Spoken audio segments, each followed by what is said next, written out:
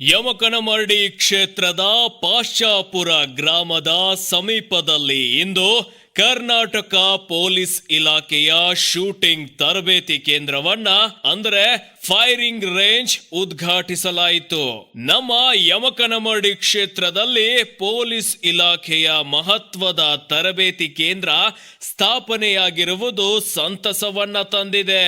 ಈ ವೇಳೆ ಬೆಳಗಾವಿ ಜಿಲ್ಲೆಯ ಪೊಲೀಸ್ ಅಧೀಕ್ಷಕರಾದ ಡಾಕ್ಟರ್ ಭೀಮಾಶಂಕರ್ ಎಸ್ ಗುಳೇದ್, ಹೆಚ್ಚುವರಿ ಪೊಲೀಸ್ ಅಧೀಕ್ಷಕರು ಶ್ರೀ ಆರ್.ಬಿ. ಬಸರಗಿ, ಶ್ರೀ ಅಶೋಕ್ ಝಂಜರವಾಡ್ ಸೇರಿದಂತೆ ಪೊಲೀಸ್ ಇಲಾಖೆಯ ಹಿರಿಯ ಅಧಿಕಾರಿಗಳು ಮತ್ತು ಯಮಕನಮರಡಿ ಠಾಣೆಯ ಸಿಪಿಐ ಆದ ಜಾವೀದ್ ಮುಷಾಪುರಿ ಹಾಗೂ ಪಿಐ ಆದ ಮನ್ನಿಕೇರಿ ಮತ್ತು ಪಾಶ್ಚಾಪುರ ಉಪಠಾಣೆಯ ನಾಯ್ಕರ್ ಉಪಸ್ಥಿತರಿದ್ದರು.